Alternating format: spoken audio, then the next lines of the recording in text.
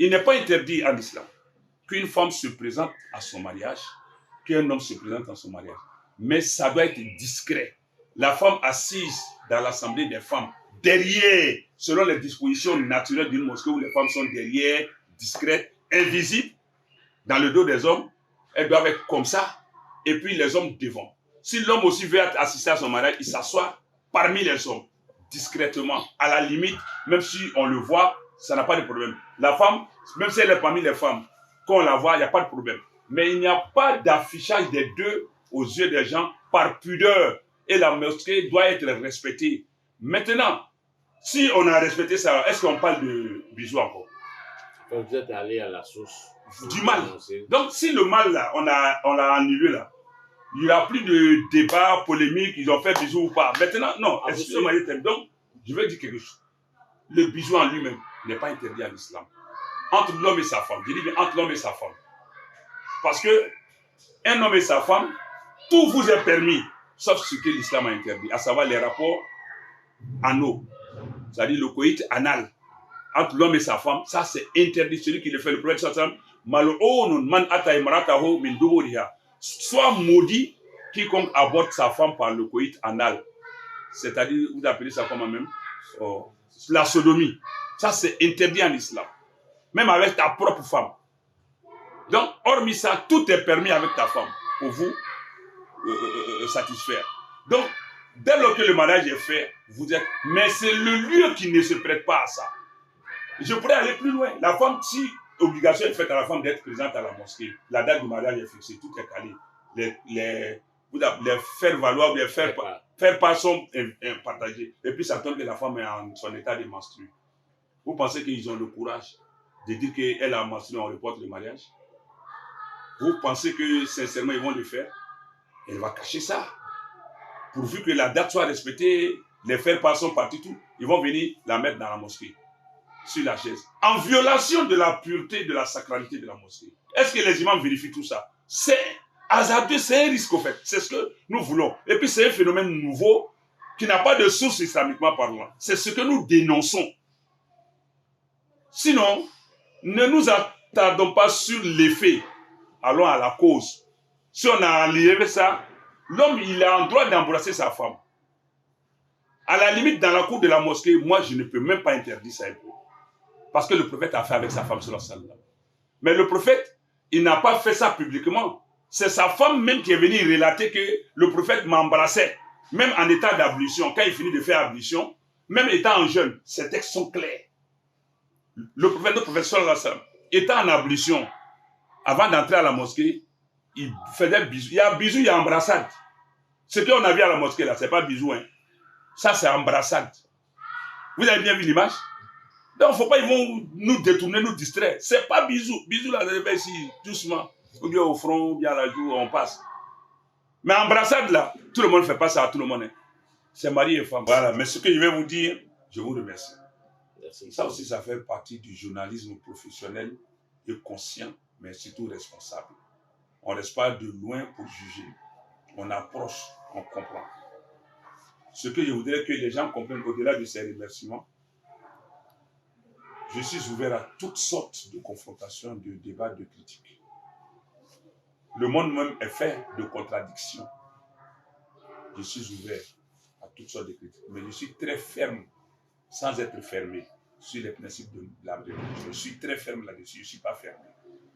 Mais dans le respect, quiconque veut qu'on débatte, qu'on échange, je suis prêt à aller au débat avec des preuves et des arguments clairs et solides. Il ne faut pas qu'on vienne me distraire avec de la comédie pour que, comme eux, ils cherchent le mot visibilité que vous venez de mentionner, s'ils veulent chercher de la visibilité, ils vont vouloir se frotter à moi. Voilà, pour dire qu'il y a débat et échange. Non, je veux que ce soit quelque chose de responsable et de constructif. Si quelqu'un veut avoir un échange avec moi. Mais ne restez pas loin pour me juger. Parce que ça, là, j'ai approché des gens. Ou à la limite, des gens m'ont approché dans ce même cercle-là, avec qui j'ai eu des échanges. Même l'imam qui a célébré ce mariage, le même vendredi où j'ai fait serment, là, le même vendredi, là, lui et moi, on s'est croisés. Dans la soirée. Il n'a pas fait de débat autour. Hein? des sommités, je dis bien des sommités d'une structure d'imam en Côte d'Ivoire ici. Parce qu'il n'y a pas qu'une seule structure d'imam en Côte d'Ivoire. Il n'y a pas qu'une seule structure. Mais des sommités au plus haut niveau, au premier rang d'une structure d'imam que j'ai encouragé le même jour, le même vendredi. J'ai été invité à une cérémonie où j'ai été informé qu'ils seraient là-bas. Moi ici, c'est nouveau. Hein. Peut-être on peut me dire, on ne lit pas ça sur mon visage ou bien je ne comprends pas, c'est nouveau. Mais le sang là, c'est en moi. Je vis et je meurs avec. Chez nous là, on est intègre. Quand nous, on est féticheurs là, on ne cache pas. Si on fait le poro, on fait quoi? On ne cache pas.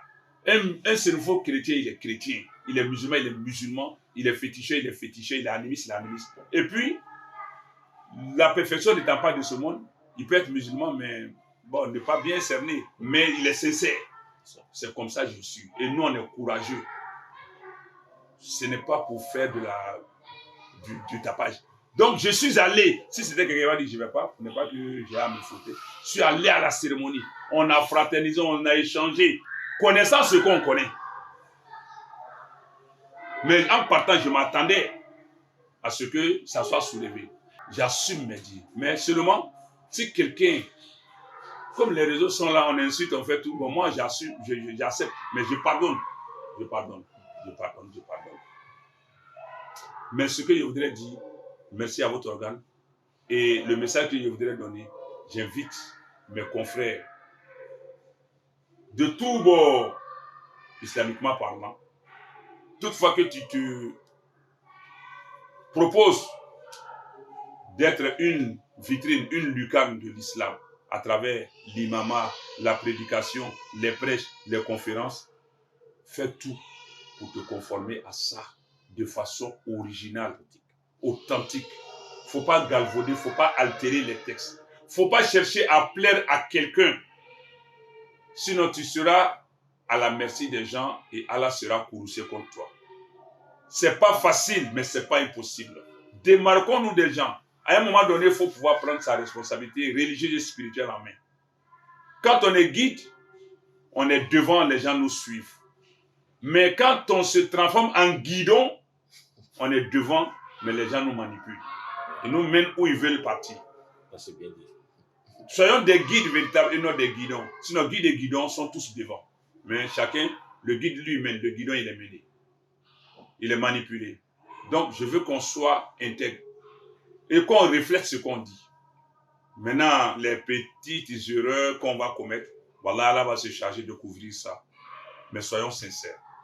Donc, je l'ai dit vraiment, mais avec tout ça, moi aussi, je présente toutes mes excuses à tous ceux et à toutes celles que j'aurais pu choquer, écorcher, blesser dans mes propos ou dans mes comportements.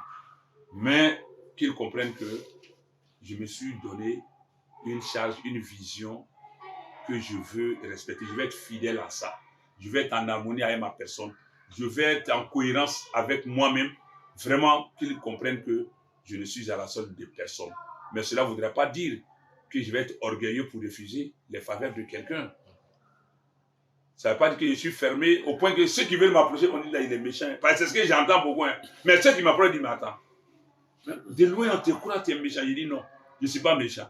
Là où Allah est dur, là, je ne souris pas là-bas. Je suis dur parce que je transmets pour Allah. Je vais être fidèle au maximum avec l'esprit du texte ou des dires d'Allah. Donc, où c'est dur là, je dis avec dureté. Mais il y a des conférences que je fais, des gens me font des remarques, on ne te reconnaît pas. Hein. Tu es trop détendu, tu es trop relax. Je dis, attendez. Mais ça dépend du thème, ça dépend du contexte. Là où il faut rire, il ne faut pas pleurer. Là où il faut pleurer, il ne faut pas t'amuser. Où il y a le sérieux, il ne faut pas faire l'amusement. Donc moi, j'essaie d'être un communicateur autant que je peux. C'est là qui m'inspire. Hein. C'est là qui m'inspire. Mais si je suis dur, à travers moi, dites Allah est dur. Hein. Parce que je vais te montrer la preuve de ma dureté. Ça vient des textes. Si je suis détendu, jovial, ne dites pas qu'il s'amuse trop. Non, non. C'est là que tu traites d'amuseur. Parce que c'est de ces textes. Et le prophète a dit ça, il dit Adinu Yusuf. Il dit la religion est facile à pratiquer. Il dit Yassiru wala tu assiru. Rendez la religion plus facile à pratiquer et non difficile à pratiquer. Bashiru wala tu nafiru. Annoncer la bonne nouvelle de la religion aux gens pour les faire venir à la religion et non les faire fuir.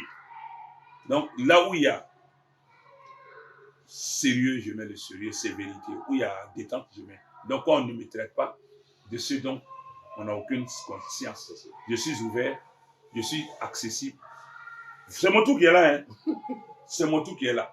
Voilà. Si tu veux me combattre avec ça, je suis entre tes mains, mais adossé à Allah. Sur ce, merci beaucoup. Merci Seigneur pour votre Et connexion. que le Seigneur nous pardonne. Qu'il bénisse le mariage qui vient d'être célébré. Qu'il y mette la baraka. Parce que j'ai eu vent des gens qui voulaient montrer il y a quand même des gens qui disent qu'on prédit même le déclin, la déchéance, l'échec de ce foyer. Je dis non, c'est mal intentionné aussi que de le dire. Ils ont commis une erreur peut-être. Mais ce n'est pas à eux que je m'en prends, je le répète. C'est la pratique et le lieu. L'embrassade dans la mosquée, ça ne se fait pas. C'est le lieu de la pudeur. La femme doit être derrière, inaperçue, cachée, pudique dans la mosquée.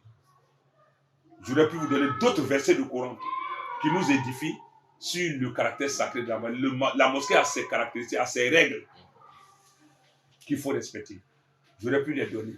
Ils ont sûrement commis une erreur. Qu'Allah leur pardonne, ainsi qu'à nous autres.